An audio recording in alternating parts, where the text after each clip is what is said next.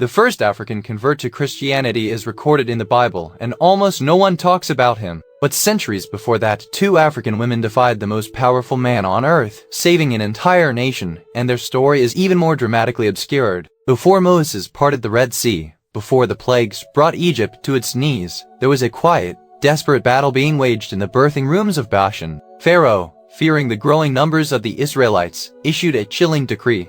Every newborn Hebrew boy was to be killed, drowned in the Nile. This was not a secret plot or a whispered conspiracy. This was the law of the land, commanded by the most absolute ruler of the ancient world. Imagine the fear, the desperation, the impossible choice facing the midwives, the only ones with the power to enforce or defy this horrific order. But what if the very women tasked with carrying out this genocide decided instead to risk everything? What if their faith in a higher power was stronger than any decree from a king? Stay with me, because once you hear this, you will never read the beginning of Exodus the same way again, nor overlook these crucial figures. In the book of Exodus, chapter 1, verses 15 through 21, we find the account of Pharaoh's command and the midwives' incredible response. Pharaoh summoned 2 Hebrew midwives, and the text explicitly names them Shiphrah and Puah. He instructed them, when you are helping the Hebrew women during childbirth on the delivery stool, if you see that the baby is a boy, kill him. But if it is a girl, let her live. This was a direct, unambiguous order from the highest authority in Egypt. However, the text continues. The midwives, however, feared God and did not do what the king of Egypt had told them to do. They let the boys live. This is a pivotal moment, not just in biblical history, but in the history of resistance against tyranny. These women, often depicted in later European art as light-skinned, were almost certainly African. Egypt was and is in Africa, and the Hebrew people, as a Semitic group, would have been indistinguishable in appearance from many of their African neighbors. The idea that the Hebrew midwives were of European descent is a historical absurdity, a product of later racialized interpretations. Shiphrah and Puah were African women, navigating in African context, performing a life-saving act of defiance. When Pharaoh demanded to know why they were letting the boys live, their response was ingenious. They told him, Hebrew women are not like Egyptian women. They are vigorous and give birth before the midwives arrive. This was a clever, perhaps even sarcastic, deflection, implying the Hebrew women were too strong, too robust to be controlled. And Pharaoh, remarkably, accepted this excuse, demonstrating the depth of his miscalculation regarding these women's resolve. What they did next is why you've never heard this story emphasized in the manner it deserves. God himself rewarded their faith. So God was kind to the midwives, and the people increased and became even more numerous. And because the midwives feared God, he gave them families of their own. This isn't just a tale of quiet rebellion, it's a testament to divine favor in the face of immense risk. These women chose righteousness over obedience to a tyrannical ruler, and their reward was prosperity and the blessing of lineage. Consider the profound impact of their actions. Without Shiphrah and Puah, the generation that Moses would later lead out of slavery would have been decimated. Moses himself, born under this decree, might never have lived to fulfill his destiny. Their courage paved the way for the Exodus, for the giving of the law, for the entire history of Israel. They were the first line of defense, the unseen heroes whose moral fortitude initiated the liberation story. Yet, for centuries, their crucial role and their undeniable African identity have been marginalized, pushed to the footnotes of Sunday school lessons, or completely omitted from popular narratives. Their blackness, like so many other biblical figures, was simply erased. The reason for this erasure is deeply rooted in the whitewashing of biblical figures that became prevalent during and after the Renaissance. As European powers ascended, there was a systematic effort to reimagine biblical characters in their own image. This cultural repackaging served to reinforce colonial narratives and to distance the emerging Christian identity of Europe from its true African and Middle Eastern origins. Shiphrah and Puah, powerful black women, didn't fit that manufactured image. The impact of this erasure is immense. It wasn't just subtraction, it was a systemic rewriting. It wasn't a footnote, it was the foundation of an entire nation's survival. It wasn't a minor detail, it was the very first act of resistance against oppression. To remove their African identity, to minimize their defiant act, is to strip the Exodus story of its true, multifaceted power. It's to deny the courageous faith of women who stared down tyranny and chose God. The story of Shiphrah and Puah is not just ancient history. It is a powerful reminder that even in the most dire circumstances, courage and faith can overcome immense evil. Their story is a blueprint for moral resistance. It's a testimony to the fact that God often uses the overlooked, the underestimated, and the seemingly powerless to accomplish his greatest work. Their example shines as a beacon for all who seek to stand for justice and truth. This is not just history. This is about who you are, about the lineage of faith and resilience that runs through generations, and the truth that was always meant for you. Their story is a vital part of the Black Christian narrative that needs to be reclaimed. Our journey into the historical context of Shiphrah and Puah reveals the profound impact of ancient Egyptian society on the Hebrew people. Ancient Egypt possessed a highly advanced medical system for its time, with specialized doctors and detailed anatomical knowledge. Papyrus Ebers, one of the oldest and most comprehensive medical texts, dates back to 1550 BC and describes numerous treatments and surgical procedures. This sophistication would have been the backdrop against which Shiphrah and Puah operated, highlighting their professional expertise. Obstetrics was a recognized field within Egyptian medicine, with specific spells and rituals to aid in childbirth. Depictions on temple walls and in tombs show women giving birth in squatting positions, often assisted by midwives. The role of these midwives was crucial, not just for delivery but also for prenatal and postnatal care, making Shiphrah and Puah part of a respected, skilled profession. Egyptian pharmacology was extensive, utilizing a wide range of herbs, minerals, and animal products for medicines. Recipes often included detailed instructions for preparation and administration, reflecting a systematic approach to healing. The knowledge of these remedies would have been essential for midwives, allowing them to manage complications and support the health of mothers and infants. The Ebers Papyrus, for instance, contains sections dedicated to gynecological conditions and contraception, demonstrating a deep understanding of reproductive health. This historical context underscores that Shiphrah and Puah were not mere folk healers, but practitioners within a well-established medical tradition. Their skills were invaluable to their community.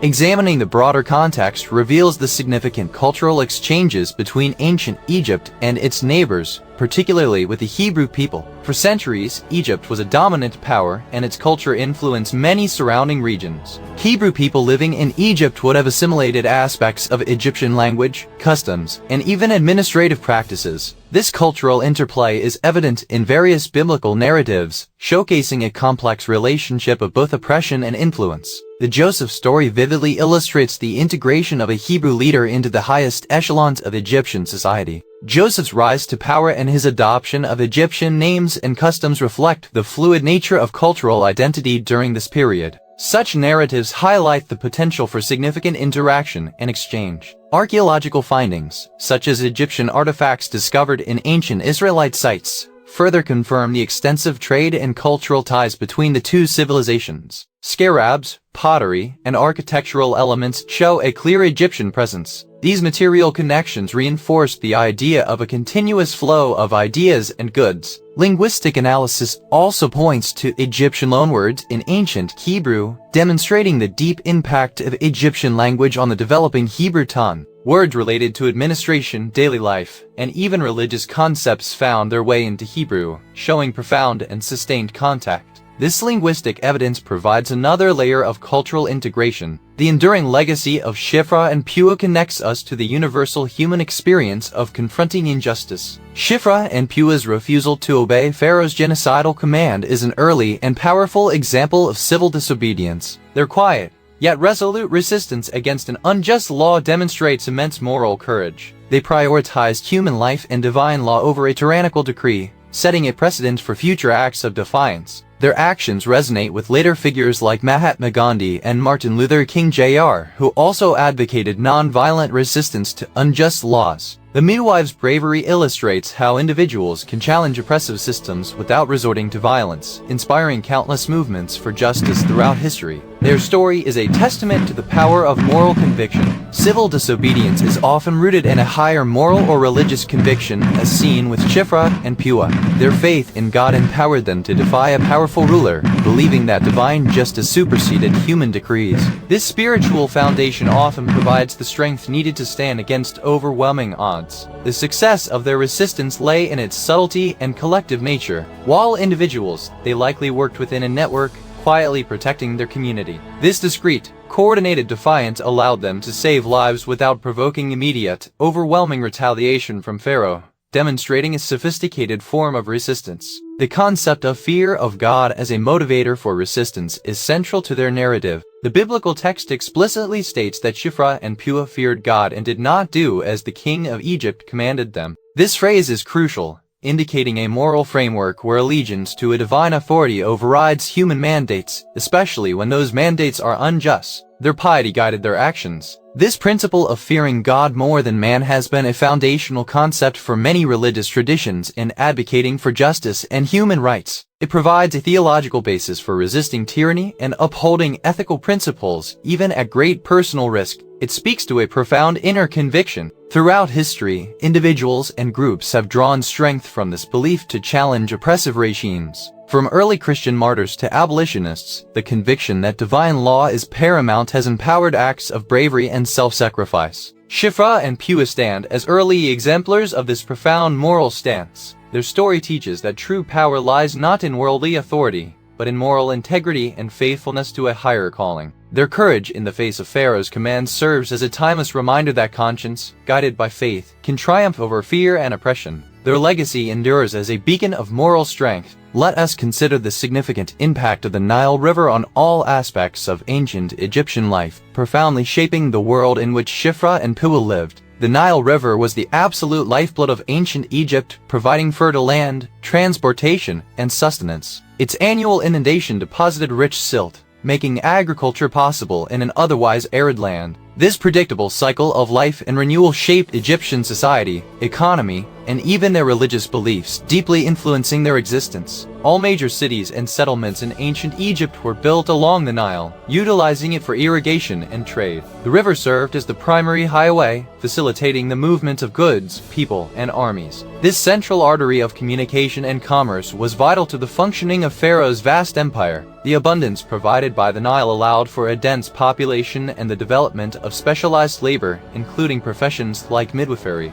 The stability and resources derived from the rivers supported the infrastructure necessary for a complex society, which in turn supported the Hebrew community. It was the foundation of all prosperity. Even the timeline of the Exodus narrative is often implicitly linked to the Nile's cycles, as the Hebrews' forced labor involved brick-making, a process reliant on Nile mud. The river's centrality to Egyptian life underscores the scale of Pharaoh's power and thus the magnitude of the midwives' defiance against such a dominant force. The Nile permeated every aspect of their world. Let us now delve into the complex social stratification that defined ancient Egyptian society. Ancient Egypt was structured with the pharaoh at its apex, considered a divine ruler. Beneath the pharaoh were viziers, high priests, and nobles who held significant power and oversaw the administration of the vast kingdom. This rigid social pyramid influenced every aspect of life, from daily tasks to legal standing. Scribes occupied a privileged position, as literacy was rare and essential for record-keeping and governance. Craftsmen, merchants, and soldiers formed the next tier, contributing their specialized skills to the functioning of society.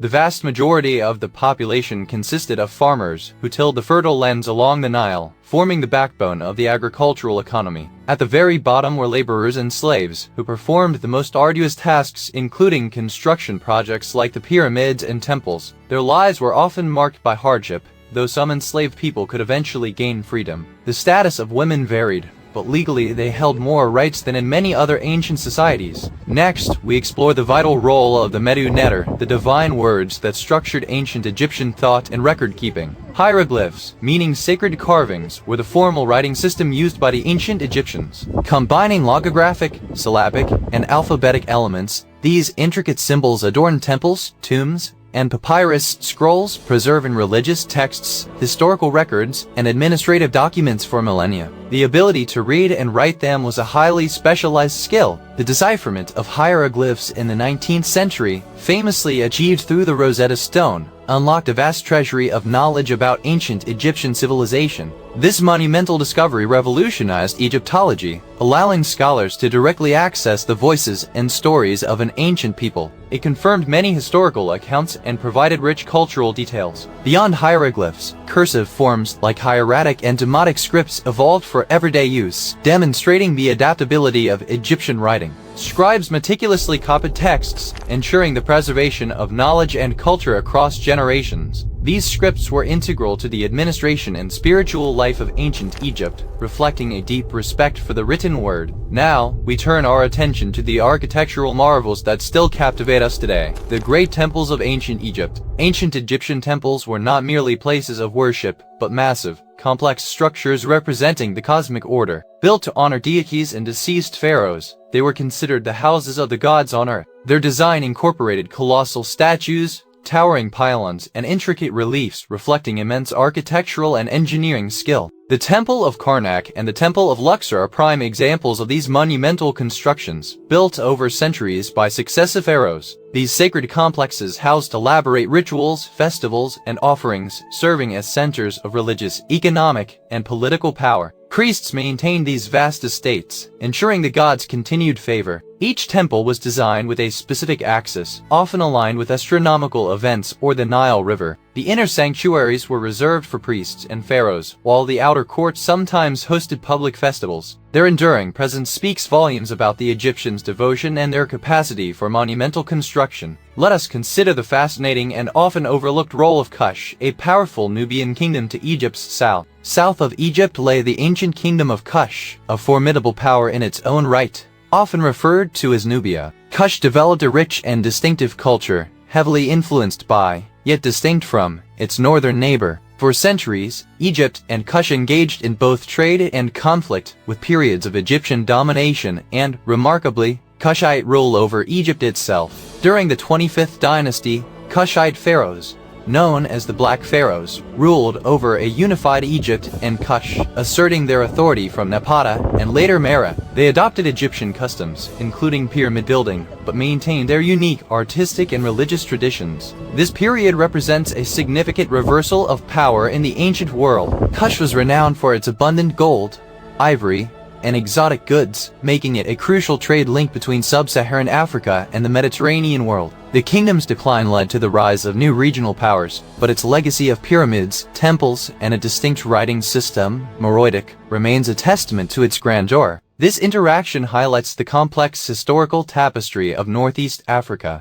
Finally, we explore the ancient practice of mummification, central to Egyptian beliefs about the afterlife. Mummification was an elaborate process developed by the ancient Egyptians to preserve the body for the afterlife. They believed that the deceased's soul, or Ka and Ba, needed a physical vessel to return to after death. This complex ritual, often taking 70 days, involved removing internal organs, drying the body with natron, and wrapping it in linen bandages. The preserved organs were placed in canopic jars, each dedicated to a specific god, protecting them for eternity. Priests meticulously performed the sacred rites, reciting spells and prayers to ensure the deceased's successful journey to the field of reeds. This intricate process was not just a physical preservation, but a spiritual one, deeply interwoven with their cosmology. While initially reserved for pharaohs and nobles, mummification eventually became accessible to other classes, reflecting the widespread belief in an eternal existence. The discovery of well-preserved mummies and their burial goods continues to provide invaluable insights into ancient Egyptian culture, health,